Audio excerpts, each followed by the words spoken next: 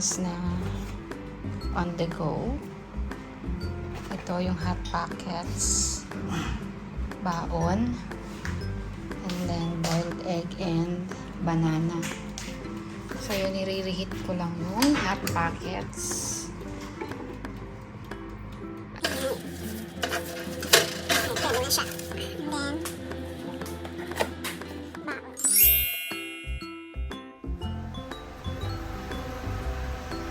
Sige na. Babush.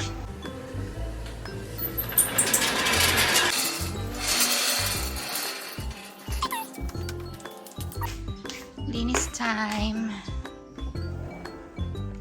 Morning. Yun, nakaalis na yung amo number 1. So, nag-start na akong magligpit na kung anumang maliligpit dito sa bahay.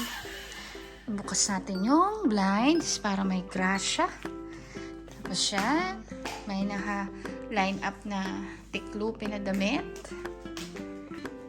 Okay, ligpit natin to. Ay, nako. Yan yung lamesa ko, nakalap pa. Tsaka ito, number 1 problem ko talaga to. Itong counter na to, hindi to nawawalan ng nakapatong. Tsaka itong lamesa ko. So, ayun. Hindi ko pa ito natapos. So, ano ba mga nandito? Tingnan natin. Ito, di ba, nag-grocery ako noong Saturday. So, hindi ko pa natapos lahat ilagay sa mga dapat lagyan. So, eto sibuyas naka-pack pa. So, ito, tatanggalin ko pa yan dyan. So, ang sibuyas ko, 3 klase yung binibili ko. Isang yellow onion for my soup, sisig. Tsaka pag nag-iihaw-ihaw kami. And pag bistek, corned beef, yan yung ginagamit ko. And then, meron din akong red onion para sa mga Pinoy dishes ko like caldereta. Yan yung ginagamit ko, yung red. Then, meron din kaming shallot or yung maliliit, sibuyas Tagalog para sa Malaysian and Thai cuisine. And then, for ensaladang mangga and sausawan ni Banker. Kasi mas malasa daw yan, kaya yun ang ginagamit niya for the dipping sauce. Tapos yun, kapirasong luya. Ito, hindi ako nakabili. Bawang. So, yung bawang ko, 3 ulo na lang. Pero, good for a week use na yan. Use. Ayan. So, yan yung sibuyas ko. Mamaya, tanggalin ko yan dyan sa lagayan niya para madaling kunin. And then, ano pa ba itong nandito? So, ito, nakalabas yung mga Tupperware ko. Kasi, kapag may mga bukas ng pagkain, like this one, iaano ko siya. Ilalagay ko na siya sa Tupperware para hindi siya pumangit. So, yun. Yung grocery, as usual, amounting to 6,000. Sabi ko nga sa inyo, weekly, parang 6,000 yung... Kung nga sa inyo, parang 6,000 yung aming weekly grocery. Dun sa weekly grocery, kasama na dun yung karne na pork, beef, at saka chicken. And then yung kung anong mga kulang like toiletries, mga sabong panlaba, asukal, bigas, sa pagkain at saka toiletries yun na good for 3. Ano pa bang, lahat sa grocery halos ang pinupuntahan ko lang sa palengke is seafood and fish. Yun lang talaga pinupuntahan ko. Gulay, doon ko na rin binibili sa grocery kasi mas nadadalian ako at saka ano siya, konti lang, hindi katulad sa palengke. Minsan kasi sa palengke ang lalaki, tas hindi naman ako marunong mag-tie. So hindi ako makatawad or hindi ako makabili kung halimbawa kalahati lang o ano. At least sa grocery, nakapack na doon na meron ng ready at saka minsan may mga washed na gulay-gulay doon like mga pansalad. Tapos yun, sabi ko nga sa inyo, yung grocery na nakasama this week, eto sibuyas. Kasi yan sibuyas weekly yan. Weekly consumption lang. So, weekly bumibili ako niyan. Nauubos din to. May matira man isa, 2 piraso. Tapos, eto, diba, last week ko to binili. So, may tira pa. So, yan, nilipat ko na siya dyan. Para hindi kumunat or mawala yung crispiness ng cookies. Eto, favorite ko to. Pepper Ridge Farm na Chessmen. Yung kay Bunker naman, Sausalito. At saka yung orange na biscuit. Tapos eto, hindi to kasama sa grocery na binili. In-order ko to sa Pinoy, toasted pastillas. Bali yung in-order ko dun sa Pilipino na isa, si Rina, worth 1,400 baht, which includes yung TJ hotdog, tapos pastillas. Yung sabi ko sa inyo, dapat paborita, kaso lang na out of stock. And, ano pa bang kasama doon? Boy bawang. Ay, no, not boy bawang. Mamon tostado, tsaka yung tira-tira na candy. And then, hopya. Yung hopya na tipas. Actually, ito na lang yung natira. Ito na lang yung natira sa hopya. Niligay ko na dyan, tapos nilalagay ko na sa fridge para hindi siya pumangit or masira. Tapos ano pang nandito? Ito, mabenta sa akin itong Ziploc. Halos, monthly, bumibili ako tig-2 box ng Ziploc na iba-ibang sizes. Medium, small, large. Tapos ito yung mamon tostado. Ni-refill ko na, ni-repack ko na dito kasi nabuksan ko na yung original packaging. Tapos ito, candy na tinry namin. Naalala nyo ba yung how milk? Para siya kasing ganun. Pero yung tikman ko, hindi pala. Para siyang, though tablet siya, tsaka milk din siya, pero mas creamy siya. Yung how milk, at tsaka medyo mas, hindi siya matigas. Creamy siya. Kasi yung how milk, hindi siya creamy, 'di ba? Parang more on sugar. Ito naman, more on, talagang gatas. Tapos ano pa to? Ito, nirepack ko din to.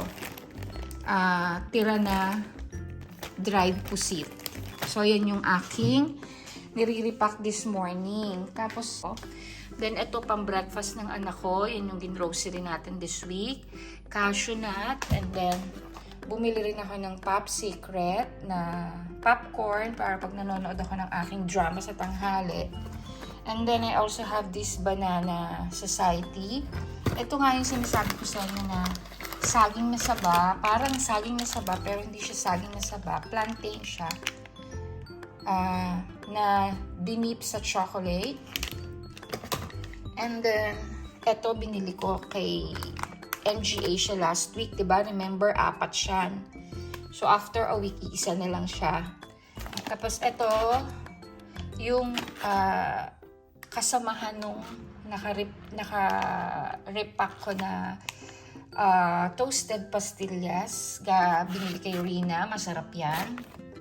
And then, bumili rin ako ng chips. Doritos. Pero, bumili lang ako kasi minsan, alam mo yun, parang nag-crave ka ng something salty. Then, ito yung sinasabi ko sa inyo, yung favorite ni Bunker na cookies, Sausalito. And then, clover chips na cheese. And then, ito yung kasamahan nung aking toasted muffins or ano to mamon. Actually, mamon na luma yan tinusta. Hindi ko alam. Basta parang ganun, mamon.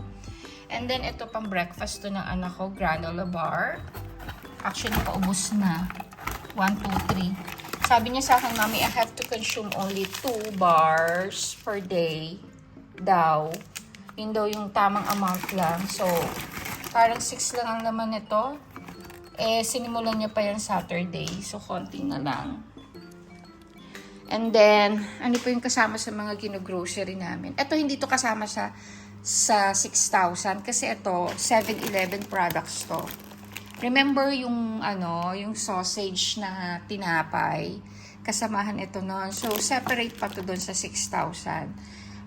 Later on, ibo-vlog ko yung mga finds and favorites ko sa 7-Eleven na masasarap din na pagkain.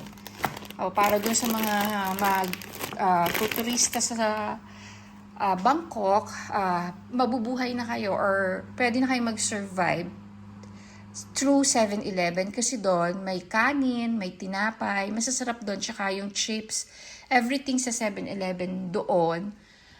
Madami ka nang makakain or pwede ka nang mag-survive kung medyo choosy ka or ayaw mo ng mga pagkain sa turo-turo or yung sa hawkers, mag 7-Eleven ka.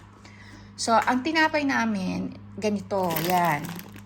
Masarap to, chocolate chips, para tong yung gardenia na chocolate. Pero hindi to gardenia, ano to, local product to. Yan, tapos yung hotdog nga, nakain na ni Luis.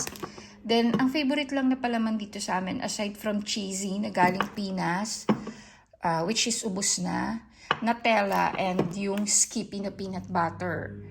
Yung Skippy peanut butter, nilalagay ko yung sa ref. Kasi minsan, pag hindi mo siya nilagay sa ref, nagmamantika and then parang pumapangit yung lasa.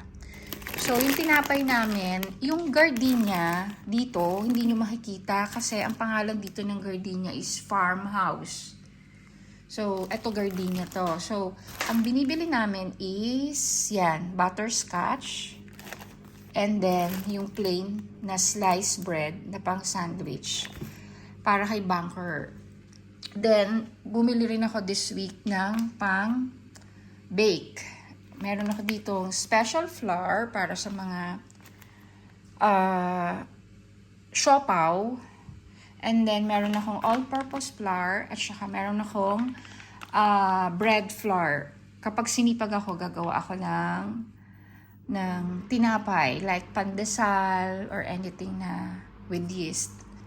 Ayan. O yan, ang binili na. Kasi yung harina, ano rin yan eh, kahit na may recipe ka na or matagal ka nang nagbe-bake, depende pa rin yun sa klase ng harina. Iba-iba kasi yung harina sa iba-ibang bansa.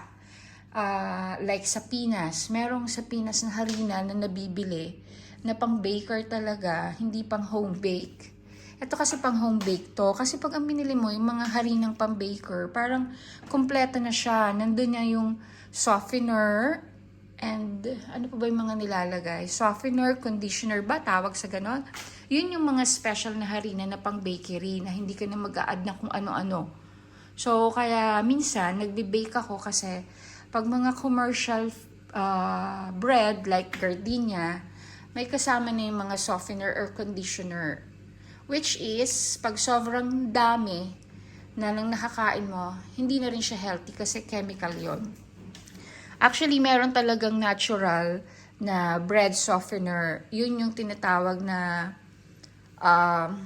kalimutan ko na yun. Pasensya na ha, matanda na. Ano yun, Japanese way ng pagbe-bake. Para siyang bread softener. Later on, pag nag-bake ako, ipapakita ko sa inyo kung paano.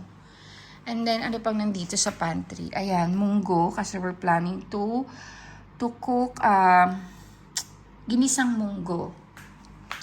Tapos yun, medyo makalat nga, sabi ko sa inyo. Tapos meron akong hard-boiled egg na pag-breakfast or baon ni Bunker minsan. And then, eto hindi to nawawala. Saging. Lagi kaming may saging sa bahay. And then, eto naman, itlog to na hilaw pa yan. So, yung egg namin, ito pa yung iba ko. Hindi ko pa naaayos. Yan pa yung, ang tawag dyan, cabinet ko. Or, lagayan ng mga gamit ko. Ito yung binibili namin na egg. Cage-free egg. Ito yung hindi nakahawla. Ano ba yung term doon? Hindi nakahawla or hindi nakakulong na na chicken. Siya yung naka-free na sa farm. Kasi sabi nila, pagka daw ganon, mas healthy daw yung manok. Cage-free, no hormones, no antibiotic, no chemical color. Yun yung claim nila ha. So, sa isang linggo, ang nakakonsume namin is 1.5 na to. Parang ilan ba naman ito? 10. So, 10 10 eggs, 10 pieces. So, nakakonsume namin mga around 50, 16, depende sa sa menu na gagawin ko for the week. And then, ano pang binili natin? Oh, yung sa grocery, di-discuss ko kung ano-ano yung laman ng 6,000. Ayan, tubig. Ang laman ng 6,000. Binibili yung tubig dito kasi hindi pwedeng tap water. May kalawang. Hindi siya maganda. And then, ito yung kasama sa 6,000 na pinamili ko. Ayan, medyo bawas na. Kasi ano na ngayon, Tuesday, nagamit na namin ng Sunday, Monday. Nagamit na. So, eto, binili ko to this week. Planning to cook or to make macaroni at saka potato salad. And then, eto, sa anak ko rin to na lalaki. Para rin tong granola bar. Ano lang siya, bite. Or yung parang bite or beets. And then, eto, bumili ako nito this week, 3. Yung isa nandun na sa pantry ko, na isa. Kasi, lagi itong nauubos, out of stock to. Ito yung parang Nestea iced tea ng Pinas.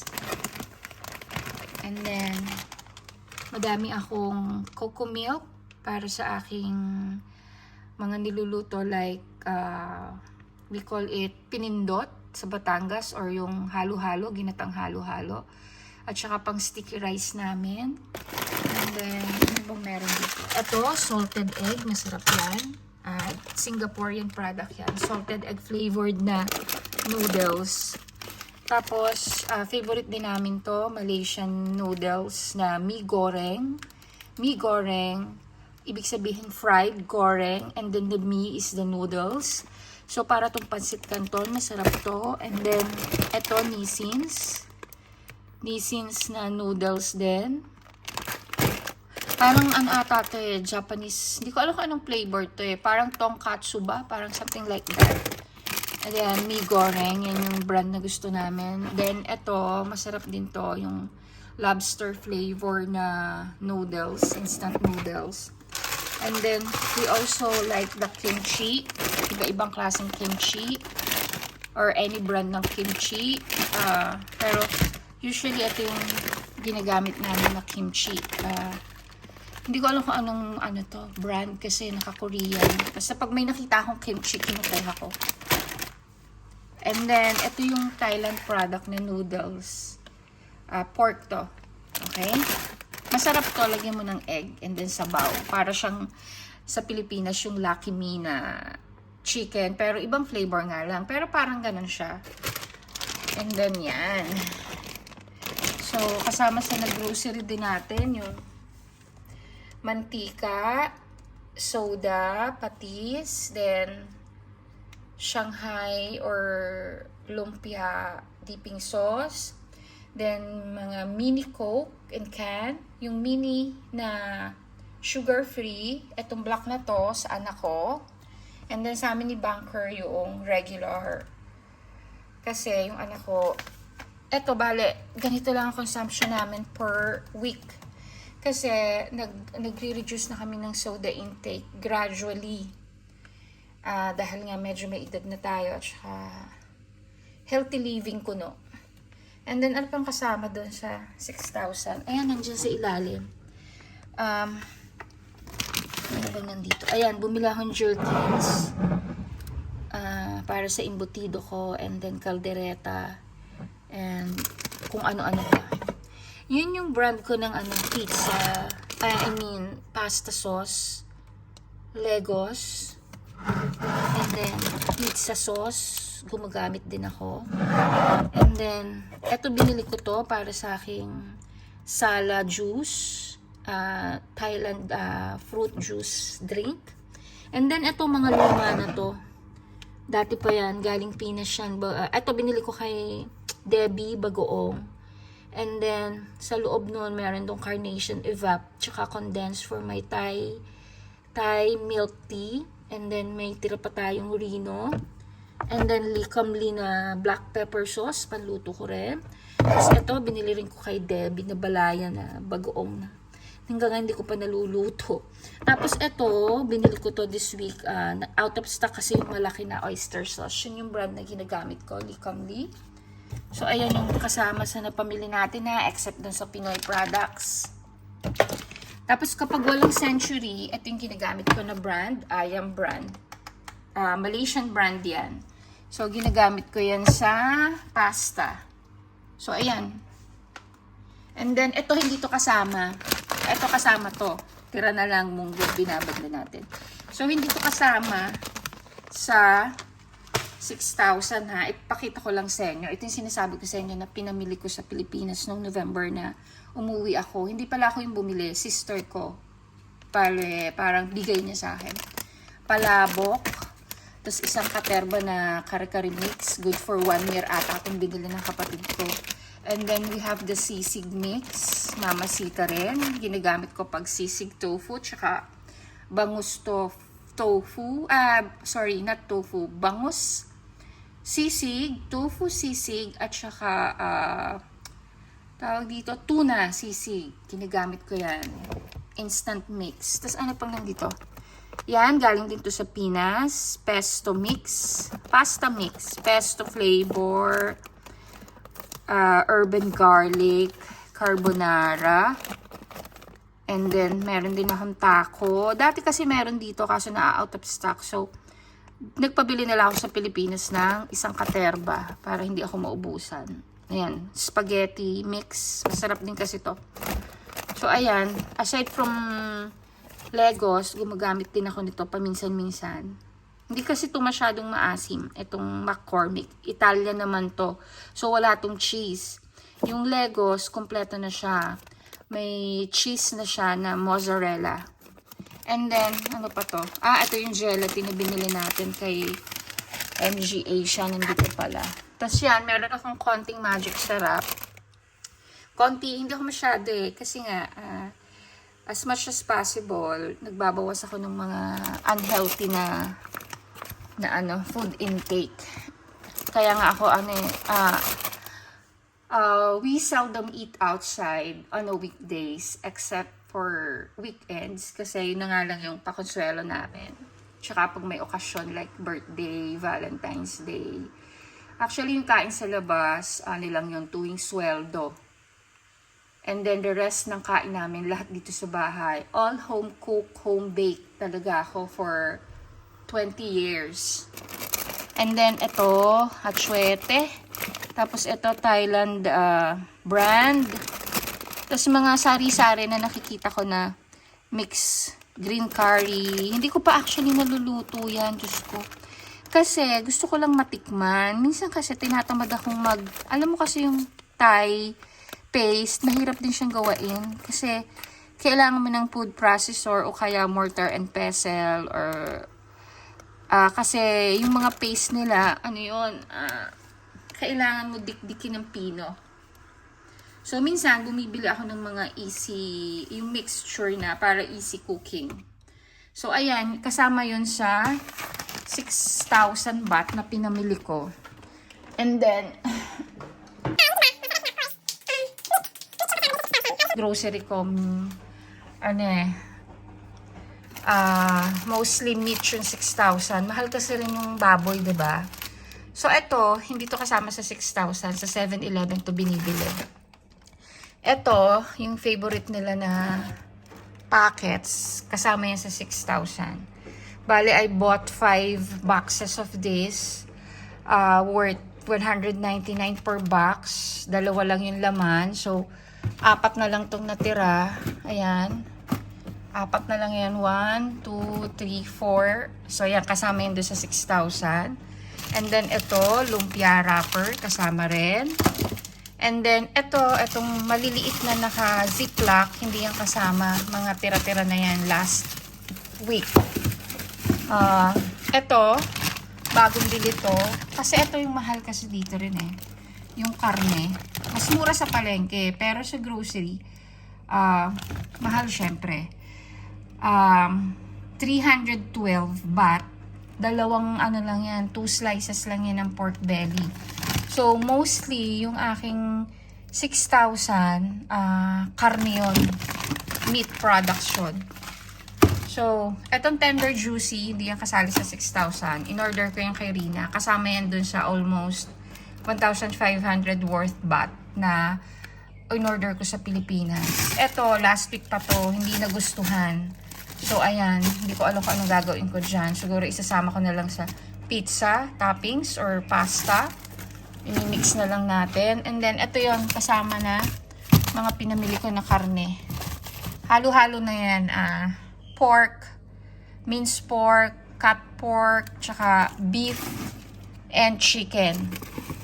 Ano ba to? Ito yung beef. Ito yung kaisa-isahang beef na binibili ko na madalas. Ano siya, parang pantapa or kaya ginagamit namin na pang ihaw-ihaw. Si Bunker hindi kumakain niya ng beef kaya isang pack lang yung binibili ko. Kami lang mag-ina. And then, ito pa, nasa likod. Ayan. Ayan yung kasama sa grocery this week. Ayan, 1, 2, 3, 4, 5, 6, 7. Ano lang yan? Wala yung kalahating kilo. Parang, ano lang yan? 1/4 lang ata yan. Parang ganon. Hindi ko alam. Basta isang pack ganyan ang binibili ko. Ito, hindi rin to kasama sa 6,000. Ito yung binili ko last time. Yung nasa vlog ko na pork sisig. So, may binili akong 6, diba? So, isa pa lang nakakain namin. So, ayan yung sinasabi ko na 6,000 na pinamili namin. Mostly, karne. Yan. Ito, hindi ko na to nire-repack. Kasi, nakalinis na yan, nakapack na yan. So, ang nire-repack ko na lang, kapag bumili ako nung sa butcher's corner na naka-ziplock lang. Ito actually hindi ko pa ito nalinis. Ito yung nire-repack. Nilalagay ko to sa container. Kaso lang, nakalimutan ko na busy ako. So, nilagay ko na lang siya dyan directly. So, ano pa naman ng rep? Ito last week pa to, hindi to kasama. Ito yung roti. Tapos frozen calamansi from my puno. Sili, nandito rin. Tapos ano pa to? Ayan, tirante na pa from last week. Tapos ito yung longganisa dito, tawag nila isarn.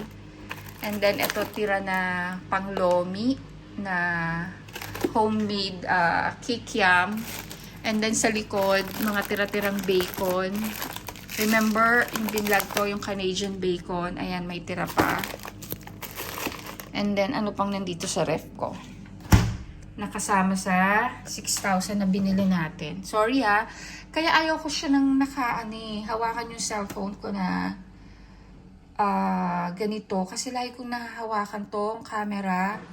Gusto ko talaga nakatayo yung hawak ko sa cellphone. Kaso lang, ang pangit naman kapag yung mga pang-vlog na mamahalin. Kasi wala naman akong plano na mag-career ng pagbabloging. Katuwaan lang. So, ano po naman ng ref ko? Ayun, eto kasama to sa 6,000. Every week, bumibili ako ng wipes. Usually, ang nagagamit namin ay 2 to 3 packs. Para saan yung wipes? Hindi para sa baby. Kundi para panlinis ko ng ref, panlinis ko ng mesa, panlinis ko ng lutuan or yung aming... Ang tawag dito? Yan, no? Yan, panlinis ko dyan. Ang tawag dyan, induction cooker. Yan, ginagamit ko. And then, ito yung isang brand ko pa rin na ginagamit na panlinis. Scott, na wet paper towel yan. Pero ako gumagamit ng basahan kasi ayaw ko nun. Madami kang lalabahan and ayaw kong maglaba sa washing machine ng basahan na madumi kasi doon nilalabahan yung mga damit namin. Sabi ko nga sa inyo, nirarayuman na ako, nahihirapan na akong maglaba ng hand wash. Kasi masakit minsan. So, bumili na lang ako ng wipes para tapon lang ng tapon. So, yung kasama sa grocery natin this week, ito, 3 cheese bake for my lasagna or tsaka pizza pag gumagawa ako. And then, dahil kulang yung mozzarella nito, dahil gusto namin madaming mozzarella, meron din akong binibiling mozzarella. Ini-add ko na lang. And then, parmesan, yan. Mabenta yan sa amin, panlagay sa pasta. And then, meron din ako na block cheese, which I use for baking. And then, ito for sandwich. Cheddar cheese din, slices. Yan, ang laman ng ref ko. So, hindi to kasama sa grocery this week. Dati pa to, last week pa to. Instant yeast, butter. Tapos kay Bunker to na bread spread. Nilalagay niya sa ham. And then, ito, mga used or nabukasan bukas or bukas na mga mix. Yan, like this one. Mga pork cubes. Tsaka itong mga mix na mamasita. Pag may tira, tinatago ko, nilalagay ko sa ziplock, and then sayang kasi. Ito, asin, nasa rep din. And then, itong garlic na to, cook na to, nilalagay ito topping sa lugaw, arroz caldo, or kahit sa wonton noodles. And then, ito yung sinasabi ko sa inyo na out of stock, na oyster sauce, panda. And then, ito yung milk na ginagamit ko for baking, drinking, and everything. Ito, whipped cream gamit sa smoothies or drinks. And then nandito yung onion spring, and then basil panlagay sa Thai na luto. And then what we have here, whipped cream again pag gumagawa ako para sa strawberry na dipping cream. Then noodles na pang lomi. And then, ano yan? Sukishi. Yan yung radish. Tsaka tofu and samjang, Korean brand. Ginagamit kapag nag-iihaw-ihaw kami. And then, ayun, Hershey's na caramel tsaka chocolate para sa aking mga smoothies. And then, for salad, Thousand Island, and ano pa to? Ito, ginagamit ko to sa mga drinks. Soy barista. Masarap yan. And then, yung ginawa ko last week na macaroni salad. May tira pa. And then, ito, lemon na palagay sa iced tea and bukas na magic sarap. Ito yung Coke namin. Peanut butter. Nilalagay ko nga dito para hindi tumagas yung mantika. And then ito, binili ko kay Rina, Tora. Ay, tira-tira. Sorry, tira-tira. Then ito yung mga mayonnaise namin. And then ito yung, actually this one, dragon fruit. Tira yan last week, kaya nakalabas na yan. Ibig sabihin, kakainin na yan ni Bunker. And then, fruits. And then, ano pa to? Ito, ano to? Mamasita na sarsa ng lechon. And then, sausawan ng mga kung ano-ano. Pinokurat. Then, sa second layer, meron tayong mission wrap. And then, ito yung tubig namin. Kanya-kanya kami ng bottle. Yan. Akin yan. Maliit. And then, itong dalawa, kay Luis at kay Miguel, 1.5 yung tubig na yan. I-refill ko rin yan. Actually, kanya-kanya dapat kami ng refill. Pero minsan tinatamad sila. I-refill ko na lang. Ito, pag na nating ilabas, lahat yan, mga tira-tira ko for my baking. Nuts, icing sugar, ano pa ba yan? Marshmallow, chocolate chips, and madami pang iba. Ito yung ibang fruits, nilalagay ko dito. Ang hirap buksan eh. Ang hirap mag-vlog kapag kayong... Basta yan, fruits yan. Apple yan, dragon fruit, apple, and green mango. Pang ensalada namin. And then, itong buko, binili din to this week. Dalawa yan. Na-consume na yung isa. And then, ano pa to? Oh, ito yung chocolate na regalo sa kay Bunker ng office mate niya from US. And then, ayan. Ano pa to? Oh, this is ampalayang ligaw. Gubat. Ligaw, sorry. Not ligaw. So, ilabas na natin to. Kasi, magugulay tayo ng munggo. Mas masarap to kapag ito yung ginamit mo. And then, siling pang sigang. And then, patatas. And then, yung inani ko na curry leaves. Lalagay ko sa aking curry fried rice.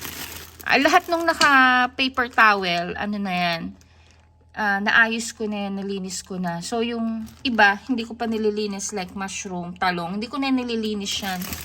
Yung iba, binabalot ko para tumagal. Tapos, ilalagay mo siya sa ziplock para tumagal yung ano niya. hindi siya masira kaagad or matuyo, mabulok. Tapos eto mga dahon-dahon yan, yung mga pambalot ni Bunker sa ihaw-ihaw niya. And then meron tayong green papaya para sa ating atsara. So ayan ang laman ng aking ref. O, itong ref na to ha, hindi to brand new. Inabutan ko na to dito sa apartment. Kaya luma na yan. So, yan. Yan ang gagawin natin ngayon. Gigisa tayo ng munggo and then may tinapa kaming tira. Yun. And then si Luis, iba yung ulam niya kaysa ulam namin kasi hindi kumakain si Luis ng tinapa. So, ayan. Yun yung kasama sa 6,000 na pinamili ko. And then, yun. So, actually, mahal dito yung mga bilihin din. Kita niyo yung dalawang pirasong pork belly. 312 baht. So, around 400 din yun. Dalawang ano lang yun ha, dalawang piraso lang yun. So, ewan ko sa Pinas kung magkano. And then, ano pa ba? Yung pinakita ko sa inyo na beef, na isang pack, na 1/4 ata yun. Wala ko ng 1/4 yun, good for 2. That is around 200 baht. So, 300 pesos, isang kainan. Diba? Mahal din. Mahal din dito yung bilihin. Kasi, mahal dito, kasi ano to, tourist spot ang Pattaya, kaya mas mahal dito, parang Bangkok. Tawag nga nila sa Thailand, dollar country. Tawag ng iba. Mahal dito compared to Malaysia. Sa Malaysia talaga, super mura. Ewan ko lang ngayon ha, kasi nagtaas na, nagkaroon na ng inflation din sa Malaysia. Pero, during our stay sa Malaysia, mura talaga doon, as in super mura. Kasi yung gobyerno nila, nagsasubsidize din ng gas, ng kuryente. Pero dito, in fairness, mura yung kuryente compared sa atin sa Pilipinas. Anyway, kahit mahal or mura, ang pinaka-importante, may nabibili ka, diba? At saka may pambili ka.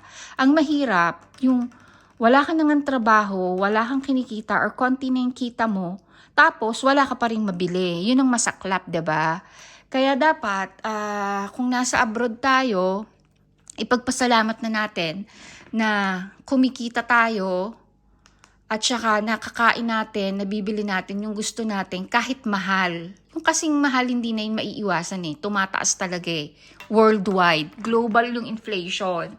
So, ang labanan na lang is availability ng basic commodities. Kung wala ka nang pambili, tapos wala ka pa ring mabili, yun ang masaklap, 'di ba? Yun yung nakakaiyak doon. Yun ang masaklap sa Pilipinas. Kaya yung iba, sinasabi nila, 'di ba, gusto nang umuwi kasi masarap sa Pilipinas, easy-easy, ganyan-ganyan. Pero dapat isipin nyo rin kasi pag uwi nyo sa Pilipinas, may trabaho ba kayo? May makukuha ba kayong trabaho na sasapat sa pangangailangan nyo, lalo na sa pagpapaaral sa mga anak nyo?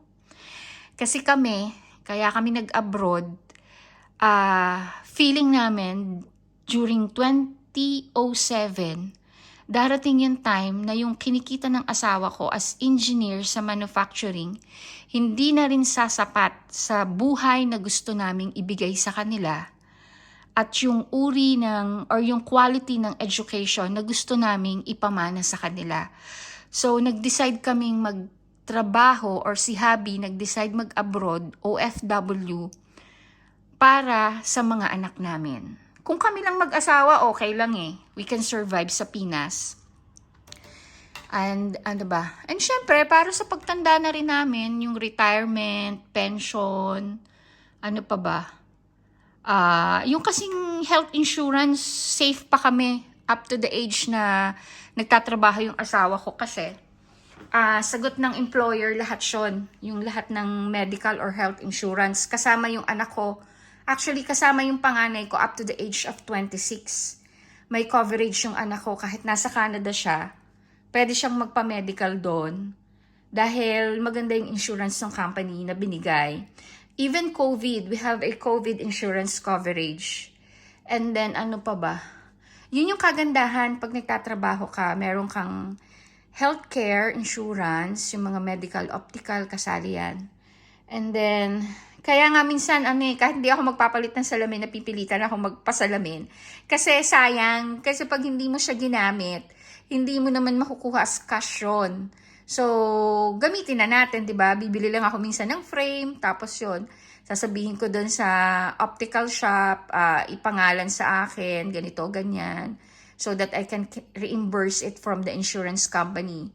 And yung dental, ganun din, ginagamit din namin kasi pag hindi mo ginamit, sayang. And then yung annual executive check-up, yun ang hindi namin nagagamit kasi tinatamad kami. Overnight ka pa doon or maaga kang aalis ng bahay. At saka parang pag yung age na hindi ka pa nakakaramdam masyado ng mga sakit-sakit, parang ayaw mo pang magpa-check up palagi eh. And then ano pa ba? Basta pagpasalamat mo yung trabaho nyo abroad kasi hindi lahat nabibigyan ng opportunities makapagtrabaho abroad. Kami nga dito nga sa Thailand, ano lang ba namang conversion? 1.6 versus piso, 'di ba? Pero pikit mata pa rin kaming nag-a-abroad kasi yung pasweldo dito mas malaki kaysa sa Pinas. At saka alam nyo yung ano dito, yung pakinabang nyo dito, nagtatax din kami dito. Yung mga OFW nagtatax din kami. Tapos ano sa inyo, may tax refund. O, 'di ba? Sa Pilipinas, wala ka nang pakinabang doon sa tax mo. Kasi palpak yung infrastructure, palpak yung government services. Tapos yung mga PhilHealth nyo pa, ninanakaw. Share po namin sa inyo kung ano-ano yung mga tinda doon. Mga seafood, Thai local food. Thank you po uli sa mga subscriber ko. See you again on my next vlog. Salamat. Bye.